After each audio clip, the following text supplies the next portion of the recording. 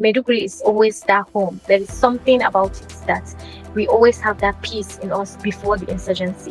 When I granted interview with BBT Hausa, it was my first. That was my first and last interview regarding the flood. I don't even talk to anyone about it because it's something that it can.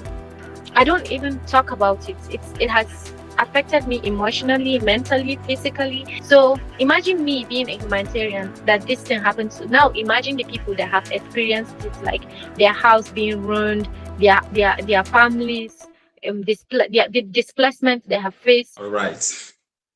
Good day, everyone. My name is Yi. We'll see you shortly.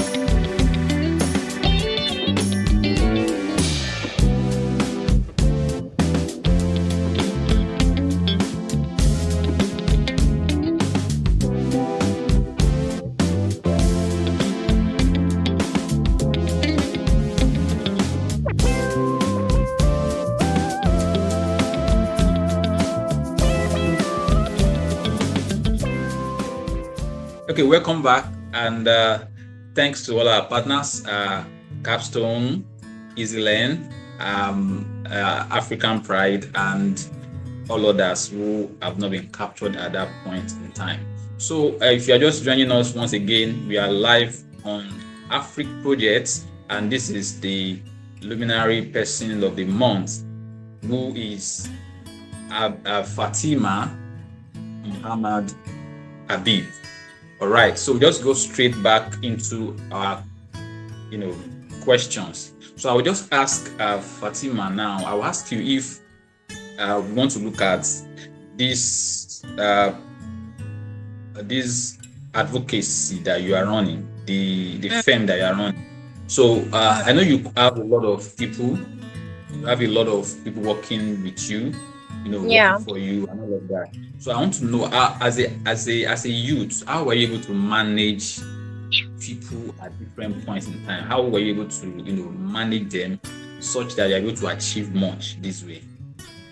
Funny enough, most of my workers and most of my volunteers are they are more older than me, more experienced in different kind of fields. But the thing is, my volunteers and our volunteers in advocacy are not just workers.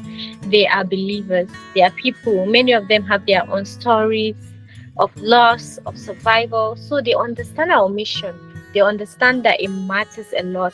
So I try to lead by example. Sometimes, if you check some of my posts on social media, you see that any kind of field work that we're going, I don't send someone alone. I try and go with the person, no matter how difficult it is to go to the places. Some of the places that you see that we go to, we travel in one kind of road that you can never imagine that an individual can go through that road. We go on bike for like 4 hours on bike. So to go there 4 hours, to come back 4 hours, 8 hours. And sometimes we go there, some of the people they try not to accept us, or they try not to open up to us. So it's important that I try to lead by example, not from the distance from the field. So side by side with them, I remind them that every act of service, no matter how small, it's about saving people. It's about saving a life. Maybe not in a way that the world counts, but in humanity. Like it's something that we experience. It's not now. The impact is not now. It can be gradually, but you understand that whatever we're doing, it's something that impacts one or more than one lives. Okay. Yeah, it's quite good to lead by example, and like you said, that's one of the key things you did, even to make people become a believer in this journey. All right, that's well said. Well said. So I just want to pick on being a northerner. So as a young humanitarian leader that you are in the north, are there challenges there? And Of course. if you want to say, yeah, how were you able to overcome some of the challenges that you faced and you are facing? Of course, when we talk about any kind of field, I would say I don't want to start saying that there is challenge of lack of funding, but I would start by saying that there is a challenge as a girl child, as someone that is very young in a field dominated by men. It means that you're always often underestimated. Whatever you do, people are just going to see you as, oh, she's not supposed to do that kind of work. There are people that have even made contact with my family members, telling them of how they are even allowing their girl child to come in public spaces to speak to people. Imagine. And there are lots of people that see me going to communities, different kind of communities, and they're like, oh, why will you do this kind of work? Why don't you go marry? But the fact that marriage is something that it's a will from God. It's something that God has destined. You can never control it with anything you do. So it's either I stay at home and do nothing and go out and do something. If the time comes, it would happen. And honestly, I would say to you that I have actually learned that I have to be consistent in everything I do. I build trust by showing up. And being young, I would say in communities, I have faced a lot of challenges as well, because whenever I go to communities, you find people saying that, oh, this small girl, what's she coming here for? How is she going to help us? I mean, imagine, because they always feel like it's it's not something that a child should do. But look at the movement we are passing, and look at the movement we've become. And honestly, I would just keep showing up again and again and again until people could see the work that I do, that it's driven by purpose and not position, and not by age, or not by being a female or being a male. Because, okay, let me just stop there.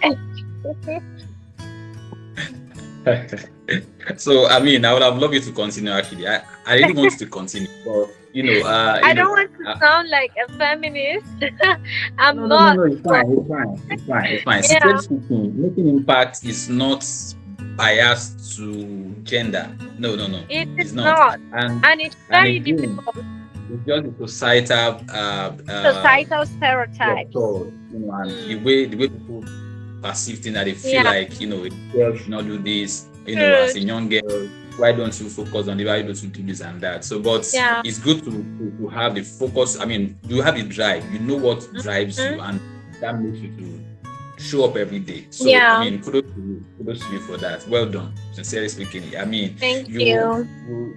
you are one of the person that the nation needs to make a case study, such that young people that are coming behind should Yeah. see some of the things that you are pulling, the movement, so that they can learn a lot of attributes and values that comes with what you Yeah. are doing.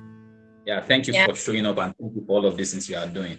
The other thing I want to ask, is about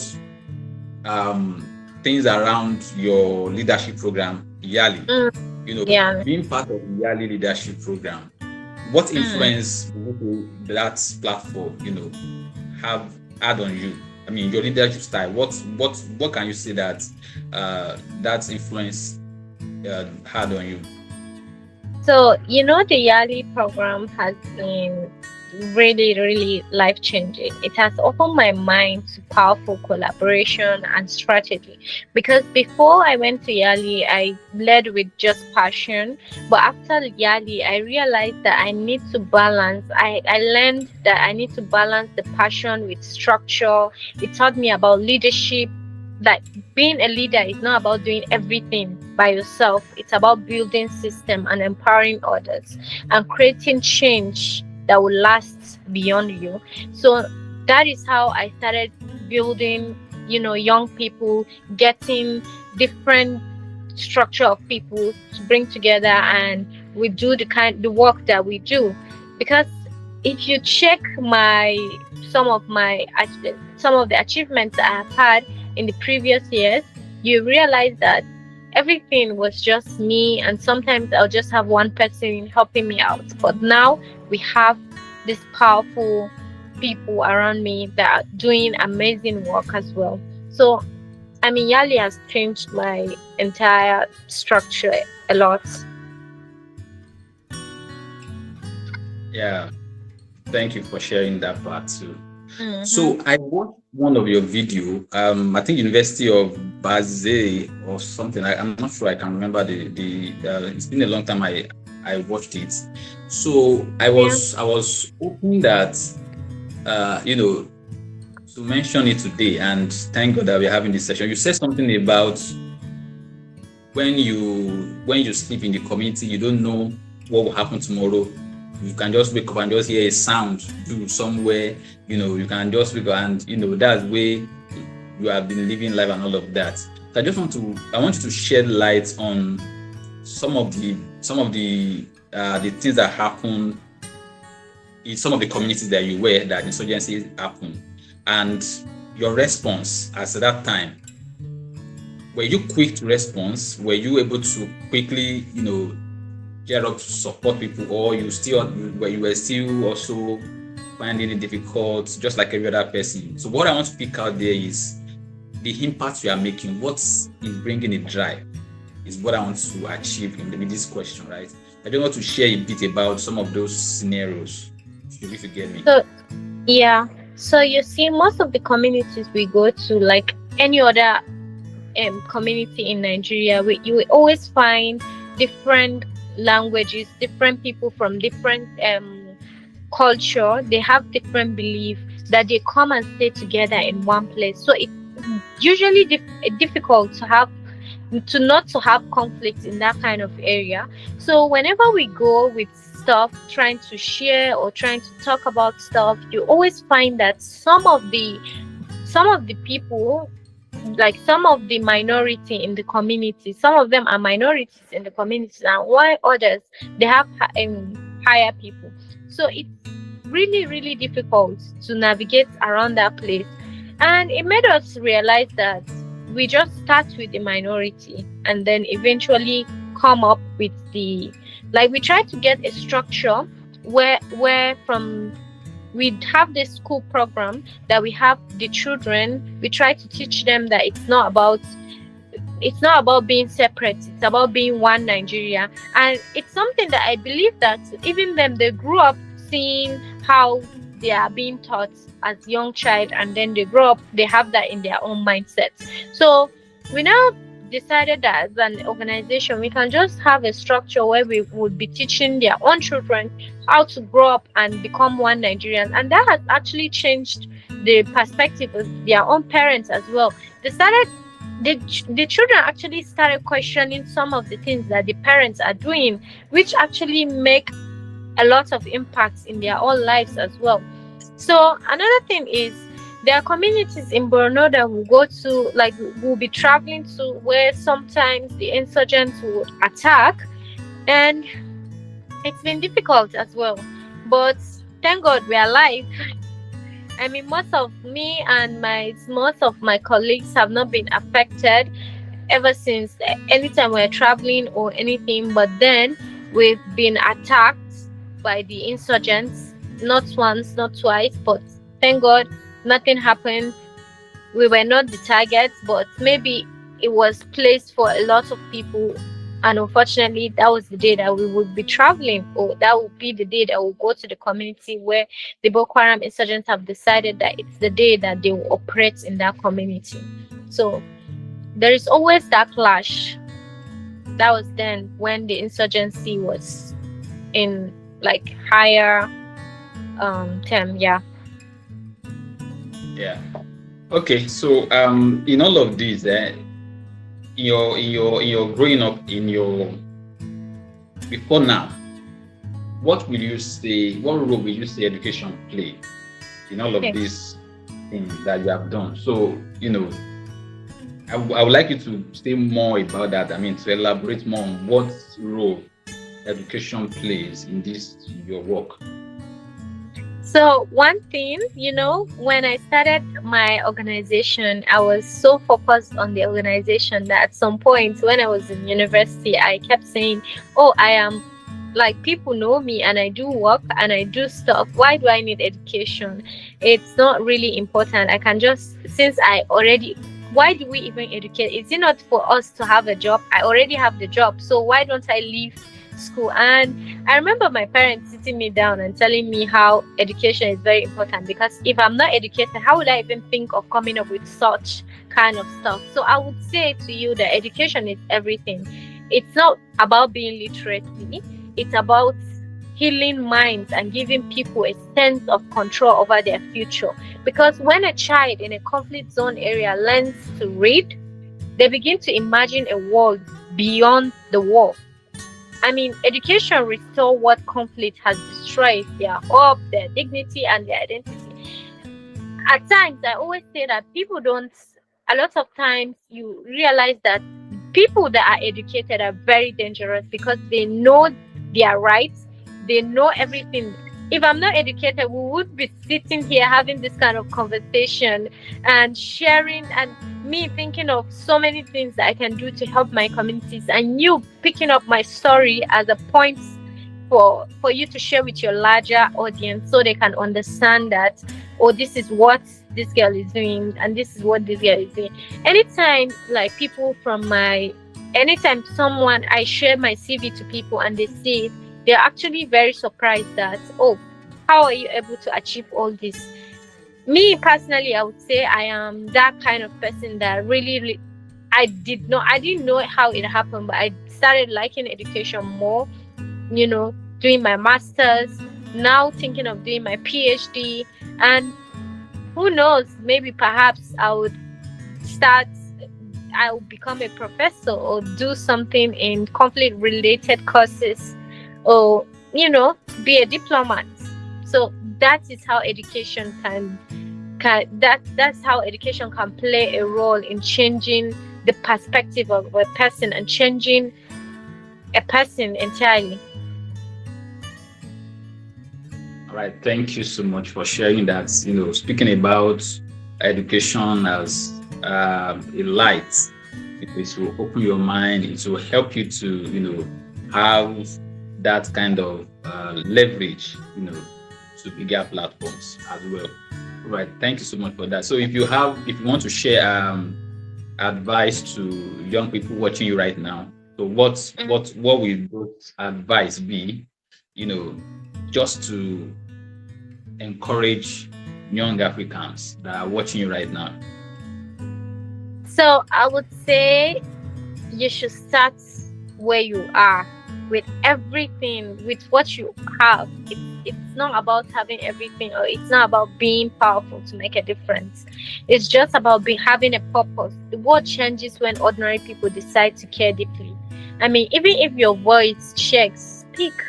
Even if your hand is trembling, you should act, because someone somewhere is waiting for the light that you can bring. So just do it. That is what I would say to people. You don't have to be a humanitarian to make a difference. I've said that on my TEDx and talk, I said you don't have to be a humanitarian to make a difference. You just have to be human. Just be human. That's Yeah. it's as simple as that. That's simple as that. Just be human. And whatever you are doing, just do it. Just do it. Yeah. Thank you so much for Yeah. coming around. So Thank you for having me. yeah, we are really glad to have you on Afrik Project, and we hope to meet you in person and again call you even here again when you have actually achieved some other bigger results as well. Yeah. So thank you so much for coming today. Thank you as well for having me, Yemi. And Yeah. my regards to all the people that set this up, all your partners and your colleagues. I want to thank them all for picking me as this month's hero. You know, one thing I never actually expected that it was actually true, because when I checked the page that messaged me, I was like, oh, maybe I should not reply to this. And when you sent me the email and I saw it, I was like, am I sure I want to go into this link? But I just said, okay, let me go to the YouTube. And the moment I went into the YouTube, I just saw a story about me. I was shocked. And going to the website, it was just about me. I was very excited. I mean, it's a honor. Thank you very much. Thank you. You're welcome. You're welcome. So, and that's what we do on Afrik Project. We spotlight people that are making change, people who are driving, innovations, people who are doing things across Africa. So we just try to spotlight them so that even for bigger opportunities and every other thing that can come with it. Very much. Thank you. Thank you very much, me. All right. So with that, we have come to the end of this session, and we will be wrapping it up here. If you are just joining us, please, this is Afrik Project, and we would like you to partner with us by subscribing to our YouTube channel. And at the same time, if you know somebody who is doing something amazing around you, you can just reach out to us via our website. Also, you can send us a message via our YouTube page as well. We'll definitely respond to you via comments. All right, thank you so much for coming around today, Fatima, and we'll see you some other time. Thank you, Yemi. Bye. Yeah. Okay, thank you everyone for staying around, and we really appreciate your time.